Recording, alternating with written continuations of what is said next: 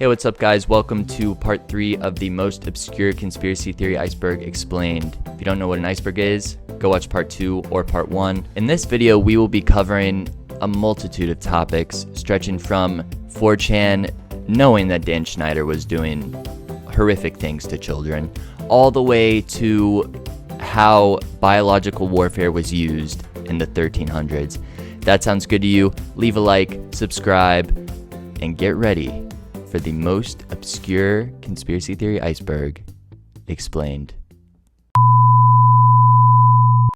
1707 lost photo. So the story behind this one is that there's a photograph allegedly showing Mount Fuji before the devastating 1707 eruption. Apparently the mountain was somewhat noticeably different before the eruption. Since photography wasn't widely accepted to have been a refined process before the late 1700s, it would imply that some sort of photographic technology existed before then. Whatever happened to it is unknown. 6500 BC writing. Certain cave paintings, markings, and other things left behind by early humans represented some type of advanced written language that wasn't deciphered yet beyond just symbols. Think about it like hieroglyphs. Calvine floating island. The Calvine photo is a formerly lost photo of an unidentified object over Calvin, Scotland. The thing was pretty controversial and lost for years. Eventually it was found, and a lot of people thought it looked like some sort of floating island with foliage on it. It was also said to have been flying in a weird manner that we haven't yet seen before with other unidentified flying objects or even objects of our own.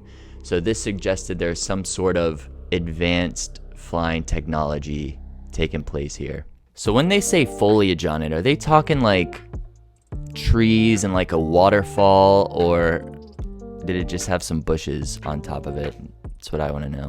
1930 celebrity human zoo. Allegedly in the 1930s, there was a human zoo that showcased weird natural phenomenons that happened. For example, there was a set of quintuplets. If you don't know what a set of quintuplets is, it's like twins but 5. So think of twins, add 3, there you go. And they were babies, keep in mind, and they were showcased like animals, which, don't get me wrong, it can be argued that normal zoos with animals are controversial because animals, they're being kept in captivity, but these were humans being treated like animals. Antarctic Cryptozoology. The Antarctic Cryptozoology conspiracy theory suggests that there is an entire study of cryptids in the Antarctic that the normal public is just not aware of. Although there are a limited amount of sightings because of the lack of people there, the few sightings we have are extremely significant. For example, there was a sighting of a large mammal that rivaled the size of an entire island. This mammal was seen by a Japanese ship. Another example of a cryptid seen in the Antarctic is this one called the Ninjin, meaning human in Japanese, I believe. This creature is said to be completely white in color with an estimated length of 20 to 30 meters. Eyewitnesses describe them having a human-like shape, often with legs, arms, and even 5-fingered hands. Sometimes they are described as having fins or a large mermaid-like tail instead of legs, or even tentacles. The only visible or identifiable facial features are the eyes and mouth. According to one account, crew members on deck observed what they initially thought was a foreign submarine in the distance. When they approached, however, it became clear from the irregular shape of the thing that it was not man-made. It was alive. The creature quickly disappeared underwater. I just read that passage from the Cryptid Wiki.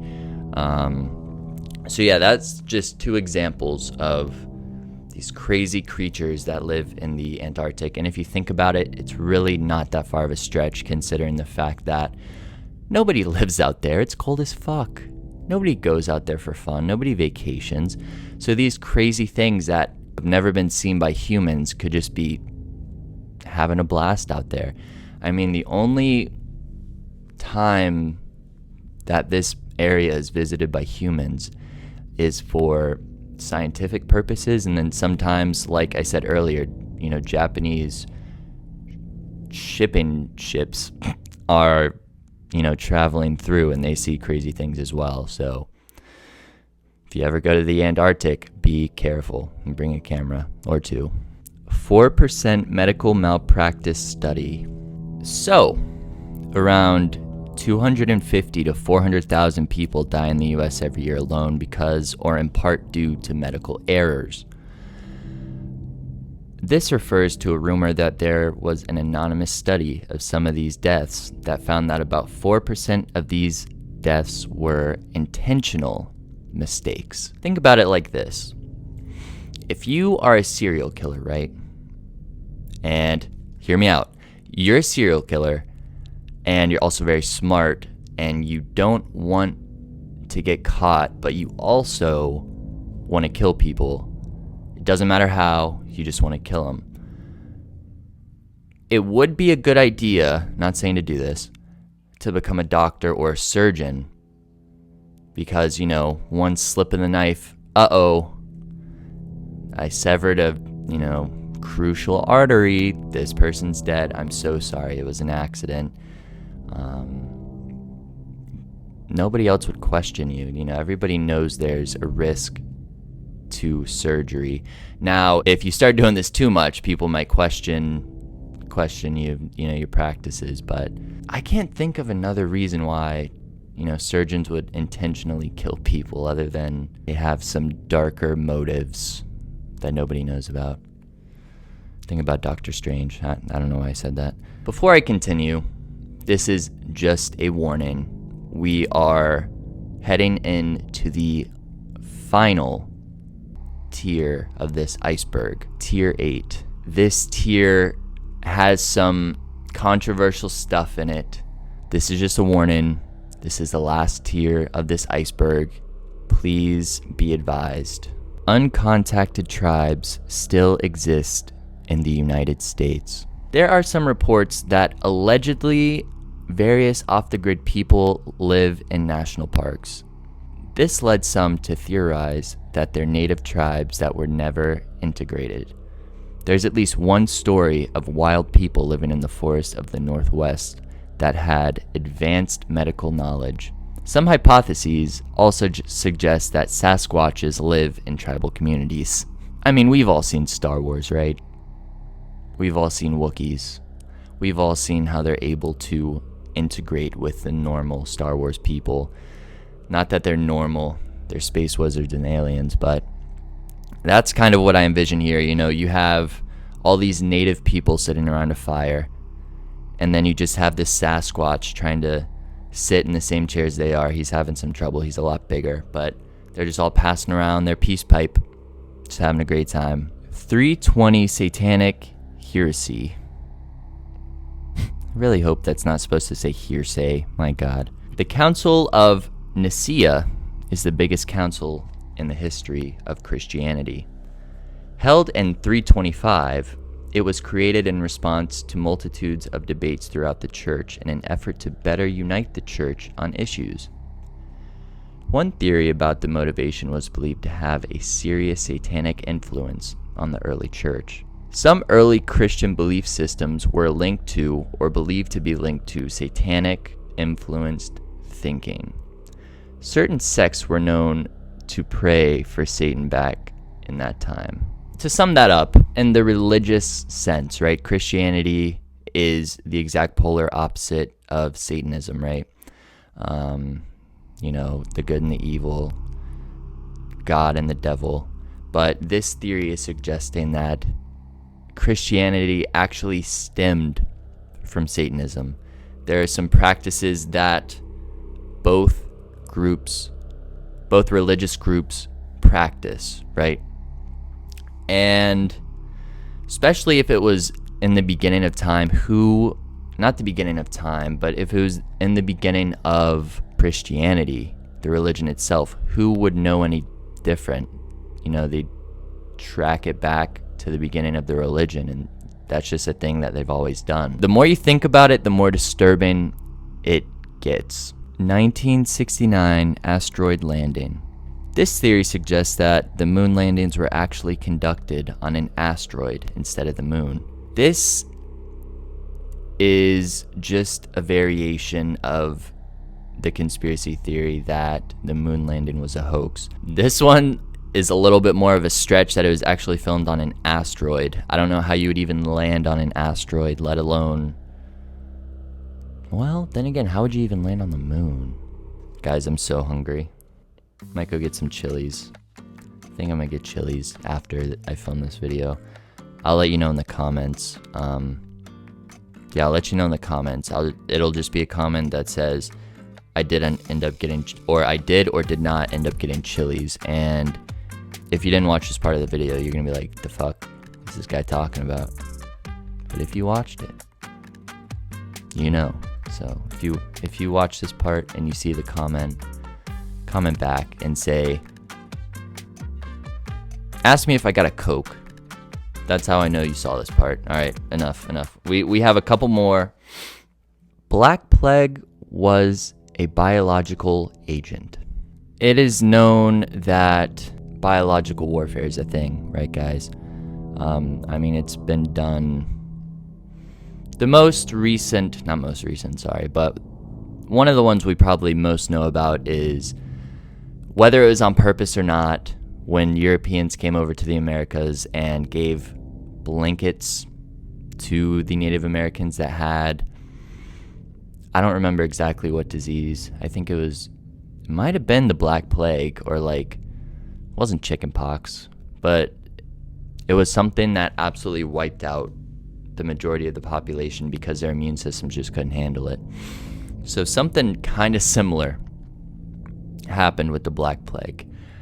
I say kind of similar because it's a lot crazier. So the first documented intentional biological warfare in history is the biological warfare that happened in World War I. This theory says, no, sir. There's actually an earlier case of intentional biological warfare that happened. In 1343, a man named Janibek Khan had an army, right? And he really wanted to take over a city. He sends his army to take over the city. They get defeated, right? So they go back to base, wherever base is. They gather more people. They say, okay, we're going to get them this time. They all go back to the city and start fighting. What nobody knew at the time was that one person in this large army had the Black Plague, and it began to spread throughout the army, which weakened it. So even though they had a larger army this time, they still lost the battle, lost the city. So Janibek said, I can't believe I just lost twice in a row. At this point, they know the Black Plague's going around. Their soldiers are just dying from it. So Janibek, what a guy he is, he says, all right, they're not going to beat me twice in a row. Guys, let's get the catapults, get the pile of bodies that died from the Black Plague. And they just started launching these dead bodies over the wall and into the city, which caused the Black Plague to spread in the city, killing thousands of people. Who thinks to do this? Number one, those are your soldiers. You're just slinging their bodies into enemy territory. Fuck their families, I guess. They don't get to see their, dead family members. And number two, imagine you're just sitting in your backyard having a nice lunch, and then you look up and you're like, what is that? Is that a bird? Is that a plane? No, it's a flying Black Plague infested body coming right for me. Plops in your backyard. And then you die, however long later from the Black Plague. It's just really crazy. 1934 nuclear testing. Most nuclear programs were said to have begun in 1939, when Nazi Germany began the first nuclear weapons program. The theory is that the groundwork for what eventually became the nuclear bomb began with smaller scale testing of nuclear chain reactions in 1934, long before major government began the race for the atomic bomb. Nuclear programs happened before 1939, and there was testing of chain reactions during 1934. So although we weren't dropping nuclear bombs, or Germany wasn't dropping nuclear bombs and atomic bombs into the ocean, there was still nuclear tests going on causing radiation. And who knows what side effects, who knows where this even happened.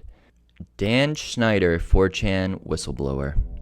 4chan had discussions of Dan Schneider allegedly abusing children a decade, so around 2011, before things came to light, and years before any other website or media person was talking about the abuse allegations.